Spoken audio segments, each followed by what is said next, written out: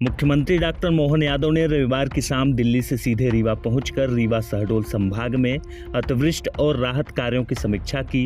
बैठक में मुख्यमंत्री ने निर्देश दिए कि बाढ़ प्रभावित क्षेत्रों में राहत शिविर अच्छी तरह से संचालित किए जाएं। बाढ़ से प्रभावित सभी गांव और नगरीय क्षेत्रों के वार्डों में विशेष चिकित्सा शिविर लगाए जाएं।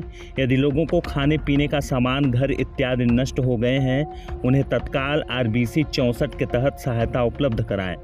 बैठक में उप मुख्यमंत्री श्री राजेंद्र शुक्ला और मुख्य सचिव अशोक वर्णवाल भी उपस्थित थे। मुख्यमंत्री डॉक्टर मोहन यादव ने कहा कि सरकार सभी बाढ़ प्रभावितों के साथ खड़ी है। हम जान माल मवेशी सबकी सुरक्षा सुनिश्चित करेंगे। राहत एवं बचाव कार्य चलाए जा रहे हैं। बाढ़ से प्रभावित किसी भी व्यक्ति को कोई परेशानी नहीं आने दी जाएगी। रीवा, शहडोल और जबलपुर संभाग में जो बारिश हुई, उस बारिश के कारण से होने वाली हालात का एक तरह से समीक्षा करने के लिए आज मैं यहाँ आया था। और जो जानकारी मिली है कि अभी का दौर हमारा ये बारिश का, जिसके कारण से जो भी राहत के कैंप चलाए गए थे, कई जगह हमारी अपनी प्रशासन की तत्परता से काम भी किए गए थे।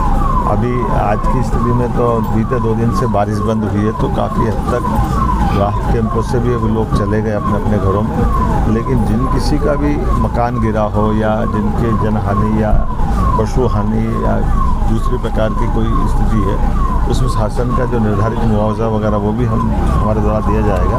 और पूरी संवेदना के साथ हम इस पूरे एक तरह से प्राकृतिक चुनौती भी रहती है, लेकिन आने वाला जो वापस 24 तारीख से 27 तारीख का एक चक्र है, उस चक्र के लिए जिन जिन जिलों में बारिश की संभावना, वहाँ की सावधानी के लिए भी निर्देश हमारे द्वारा दिए गए हैं। और उम्मीद करेंगे कि जिस प्रकार से अभी चुनौती के साथ हमारा ये पूरे पूर्वी मध्य प्रदेश का हिस्सा इससे बाहर आया है, आगे भी हम अपनी सावधानी के साथ, प्रशासन की जागरूकता के साथ भविष्य के लिए भी इस चीज़ों में बाढ़ के कारण से कुछ इलाकों में आने वाले समय में क्या सावधानी रखना चाहिए, उसके प्रबंधन के भी निर्देश जारी किए गए। हम सब जिस प्रकार से आज एल नीनो के बाद ऐसा लग रहा था कि चुनौती का समय है, लेकिन एवरेज ये माना गया कि मध्य प्रदेश भर में 20% बारिश हमारी कम हुई। तो आने वाले समय में जो बाद की फसल है, वर्षा के बाद की, उस फसल में भी कम पानी की फसल लगाए। इस तरह के प्रबंधन करने के लिए भी हमने कृषि विभाग को कहा है।